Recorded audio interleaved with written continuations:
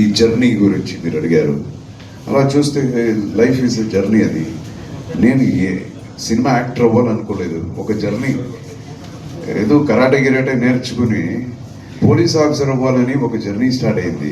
మా ఫాదర్ ఎంతో చెప్పారు, కష్టపడైనా నీకు నేను డాక్టర్ సీట్ ఇప్పిస్తాను, డాక్టర్ అయిపోరా. లేదు లేదు నా నాన్న ఆ రోజు ఏడ్చాను నేను, నాకు వద్దు డాక్టర్ వద్దు నాకు అని. సో అలా స్టార్ట్ అయింది జర్నీ. చూస్తే కరాటే గిట్ట నేర్చుకుంటూ నేను పోలీస్ ఆఫీసర్ అయిపోతానను కళ నాకు. చూస్తే లాక్కొచ్చేసారు సినిమాకి, తోసేసారు నన్ను సినిమా ఇండస్ట్రీలో. యాక్టింగ్ తెలియదు, గంధమే తెలియదు యాక్టింగ్ ఏంటంటే. ఆ తర్వాత పెద్ద పెద్ద డైరెక్టర్స్ లైక్ కోటి రామకృష్ణ గారు వీళ్ళంతా వచ్చి, ఏ రారా నువ్వు రా, నేను చేసి నువ్వు చేయి చాలు.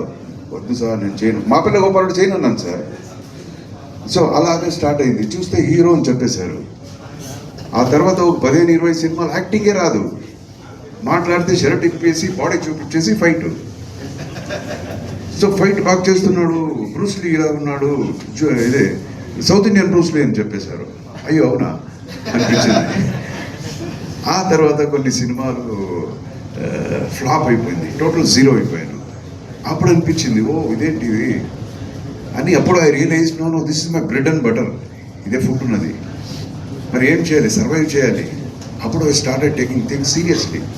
ఓ ఇదే యాక్టింగా, పెద్ద పెద్ద పెద్ద డైరెక్టర్ సినిమాలు చూడటం, యాక్ట్రెసెస్ సినిమాలు చూడటం, ఇలాగ కొంచెం ఓకేరా అనిపించేలాగా యాక్టింగ్ అని నాకే కాన్ఫిడెన్స్ వచ్చింది. సో ఆ జర్నీలో అలాగైపోయాను. అండ్ దెన్ తప్పనిసరిగా నేను డైరెక్ట్ చేయాల్సి వచ్చింది, ఎవరు లేదు నాకు, మరి నాకేం తెలుసు అన్నప్పుడు ఓకే టెక్నికల్ కొంచెం ఓరియంటెడ్, ఓకే ఎస్ డైరెక్ట్ చేసేది. ఎవరికి నమ్మకం లేదు, నా వైఫ్కి నా మదర్కి తప్ప ఇంకెవరికి నమ్మకం లేదు. మా మదర్ ప్లేస్ అంతా అమ్మేసి కూడా నాకు డబ్బిచ్చారు. సో అలాగే ఆ పిక్చర్ గుద్దింది, తమిళ్లో డైరెక్టర్ అయిపోయాను. ఆ సినిమాకి స్క్రీన్ ప్లే నేను రాశాను, ఫైట్ కంపోజ్ చేశాను, ఎడిటింగ్ చేశాను. ఆర్ట్ కూడా తెలియకపోయినా నేను కూర్చొని రాసుకొని, బికాస్ మినిమంలో మ్యాక్సిమం చూపించాలి లైఫ్లో. డబ్బింతే ఉంది, పిక్చర్ హిట్ కొట్టాలి, ఇది నా పొజిషన్. అది అలాగైపోయింది. డైరెక్టర్ అని చెప్పేశారు, అరే సక్సెస్ఫుల్ డైరెక్టర్ అన్నారు. ఒక ఏరియా పోలేదు, నేనే రిలీజ్ చేశాను, డిస్ట్రిబ్యూటర్ అన్నారు. అందులో డబ్బు వచ్చింది సార్. 89లో 5 lakhs నాకు ప్రాఫిట్. 89లో 5 lakhs అంటే పెద్ద విషయం సార్. సో డిస్ట్రిబ్యూటర్ అయిపోయింది సార్. అలా అయిపోయాను. తర్వాత జెంట్లమెన్ అనే సినిమా అడిగారు, చేయను అన్నాను. కోపం నాకు ఇండస్ట్రీ మీద, నాకు ఎవరు హెల్ప్ చేయాలి, నేను ఎందుకు చేయాలి, వద్దు నేను ఐఎమ్ హ్యాపీ బీయింగ్ అలోన్ అని. ఆ తర్వాత డైరెక్టర్ శంకర్ సార్ ఒక్కసారి వినండి, ఆయన న్యూ ఫేస్ అప్పుడు, ఒకసారి కథ వినండి, వద్దని చెప్తే మీరు చేయొద్దు అన్నారు. సరే కథ విని వద్దని చెప్దాము అని కథ వింటే ఇంత బాగుంది కదా, దీన్ని ఎలా రా వద్దని చెప్పేది, వద్దంటే ఎవరు నాకు కొడతారు అని చెప్పి ఆ సినిమా ఒప్పుకున్నాను సార్. సూపర్ డూపర్ హిట్ అయిపోయింది ఆ సినిమా కూడా. చూస్తే స్టేట్ బెస్ట్ యాక్టర్ అవార్డు ఇచ్చేశారు. సో బెస్ట్ యాక్టర్ అవార్డు అయిపోయాను. ఎక్కడ పోలీస్ అవ్వాలనుకున్నాను, ఇక్కడ చూడండి బెస్ట్ యాక్టర్ ఇది వచ్చేసింది. ఆ తర్వాత ఇంకా రెస్పాన్సిబిలిటీ పెరిగింది. మీలాంటి వాళ్ళంతా చూస్తుంటారు కదా, ఏంట్రాయుడు వీడిని ఏదో అన్నాము, గొప్ప యాక్టర్ అన్నాము, ఇలా ఏం చేస్తాడు ఆ భయం. ఒక్కొక్కసారి ఊరికే ఇంట్లో కూర్చొని మగ్గులో కాఫీ తాగాల, ఎక్సర్సైజ్ వద్దు ఏమొద్దు అని అనిపించేది. అది నన్ను నేనే తోసుకునేవాడిని బయటికి, జిమ్కి, చూస్తున్నారు జనం చూస్తున్నారు అని. సో ఈ రెస్పాన్సిబిలిటీతో ఒకటి షోల్డర్ మీద పడి that became a very nice, ఒక బరువే బాగుండింది నాకు. So this is how my, మీరు అడిగిన క్వశ్చన్ ఎంత ఉంది ఆన్సర్. సో జర్నీ అనేది అంత పోతుంది. అంటే ప్రతిదీ వచ్చి ఇట్స్ అ రిఫ్లెక్షన్ ఆఫ్, ఇప్పుడు నేను కథ రాశాను, ఆయన సరిగ్గా కరెక్ట్గా చెప్పారు, మనలో అది ఉంటేనే ఆ రిఫ్లెక్షన్నే కథగా మారుతుంది. ఏ రైటర్కైనా, ఈయన రాసినా, ఎవరు రాసినా, ఏ డైరెక్టర్ అయినా సరే, లేదు నేను బయట తీసుకొని చేశాను అంటే నో, వన్ లైన్ తీసుకోవచ్చు, but when is making it అతని హార్ట్లో ఉండేది 100% రిఫ్లెక్ట్ అవుతుంది అందులో. సో అలాగా ఈరోజు ఈ సినిమాని నా కర్తవ్యం నేను చేశానని నాకు తృప్తి ఉంది. ఆర్థికంగా సినిమా నాకు హెల్ప్ అవుతుంది అనేది మాట సపరేట్ పెట్టుకున్నా.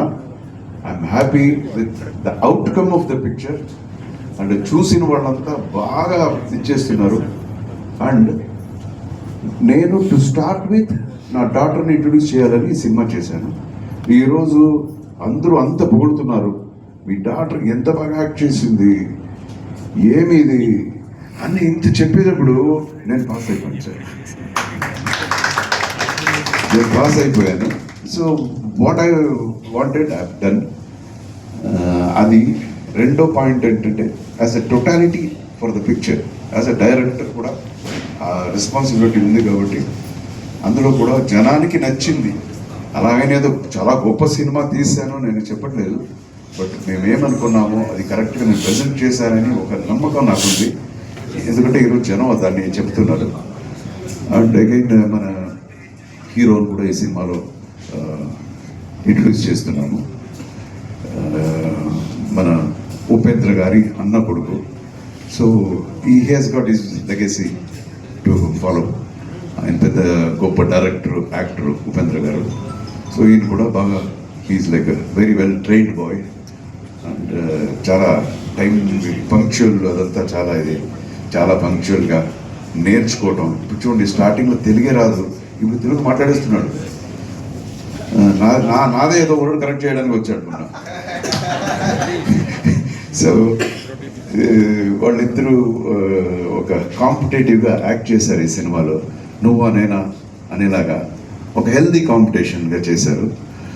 సో అది మనకి స్క్రీన్లో కనపడుతుంది. అండ్ మన ఆర్టిస్ట్కి యాజ్ ఎ డైరెక్టర్ నేను థ్యాంక్ చేయాలి. ఎందుకంటే ఎంత మంచి సీన్ నేను తీసినా దాన్ని కరెక్ట్గా వాళ్ళు చేయకపోతే, ఇప్పుడు గుర్రాన్ని తీసుకెళ్ళి నీళ్ళ ముందు నిలబెట్టవచ్చు, తాగించలేము మనం కదా సార్. ఎంత నొక్కినా ఇలాగే చూస్తుంది గుర్రం. సో అలా కాకుండా మనకి మంచి మంచి యాక్టర్స్, ప్రకాష్ రాజ్ యాక్టింగ్ గురించి మనం చెప్పక్కర్లేదు. బట్ స్టిల్ ఆయన క్యారెక్టర్ కూడా ఏదో యాజ్ అ డైరెక్టర్ నేను కొంచెం డిఫరెంట్గా చూపిద్దామని ట్రై చేశాను. అండ్ మన సత్యరాజ్ గారు ఫెంటాస్టిక్ యాక్టర్. సో ఆయన యాక్ట్ చేసేటప్పుడు తెలియదు, స్క్రీన్లో చూస్తేనే తెలుస్తుంది. సో ఆయన కూడా very very punctual. Sathyaraj is best number 1 punctuality. Time అంటే ఆ టైం, డేట్ అంటే ఆ డేట్, అడ్జస్ట్మెంట్స్. పాత స్కూల్.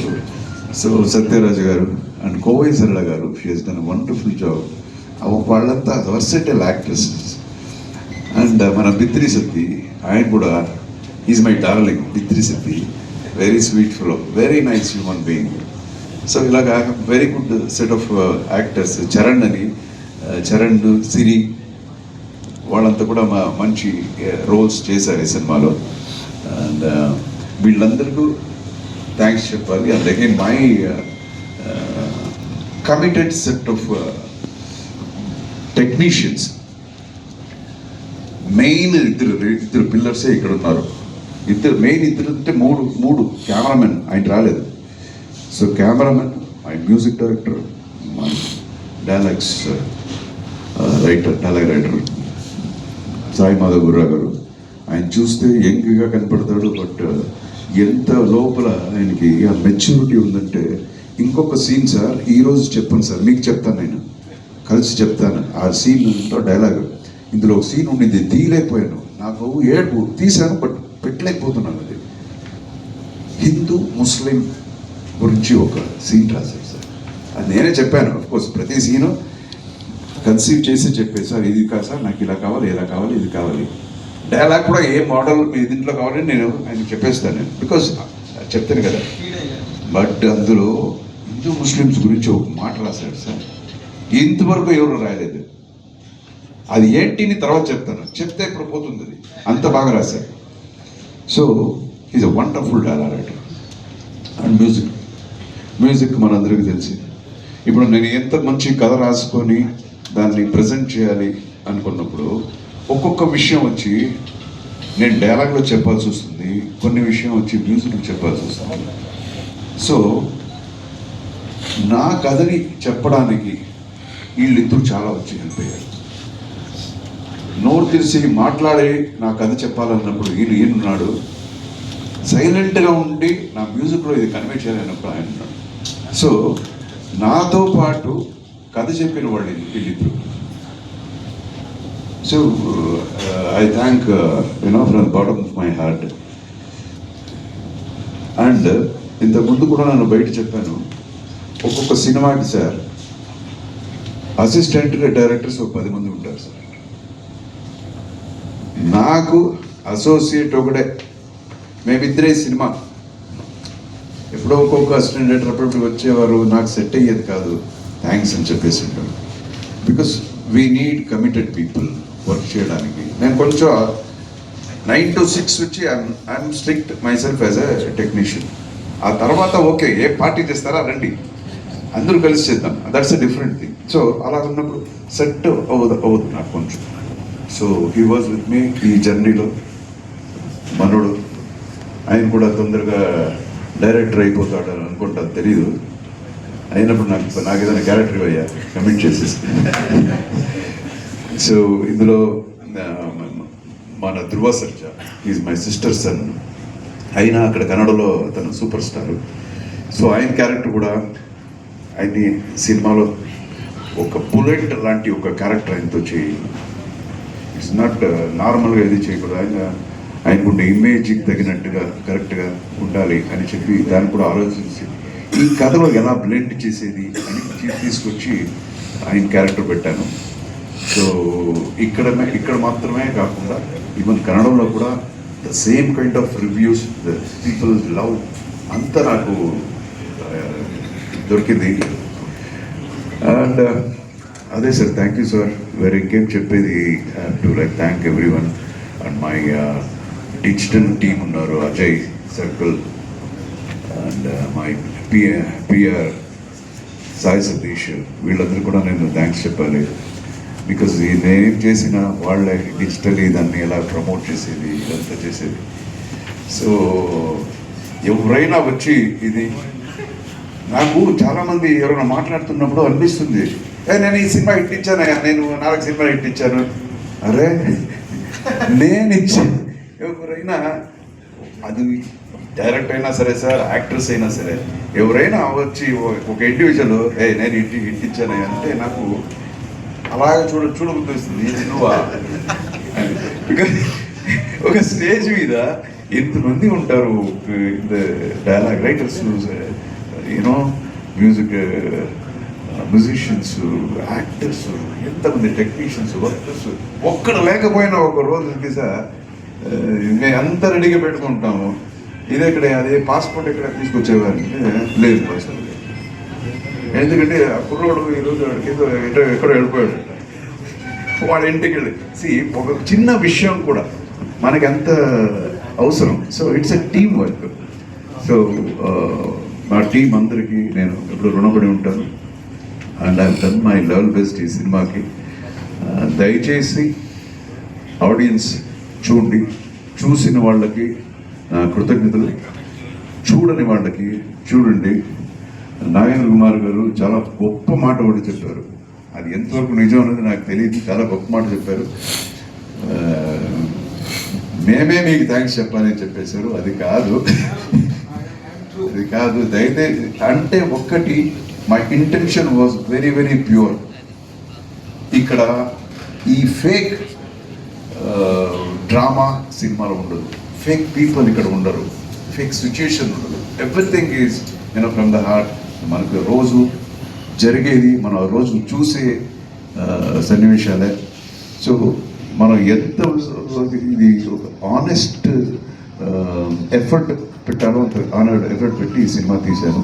దయచేసి సినిమా చూడండి, మీకు నచ్చుతుంది నా నమ్మకం నాకు ఉంది. And God bless you all. ఈరోజు శివరాత్రి, మహాశివరాత్రి, అందరికీ మహాశివరాత్రి శుభాకాంక్షలు. God bless you with the loads and loads of happiness.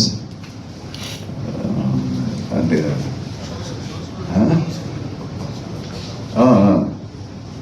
మందు విష్ చేసేస్తాను. Loads of happiness, health, wealth, fortune and prosperity ముందు చెప్పనివ్వండి. తర్వాత షోస్ కూడా అన్నీ ఫుల్ అవుతున్నాయని చెప్తున్నారు. థియేటర్స్లో షోస్ కూడా అన్నీ ఫుల్ అవుతున్నాయి.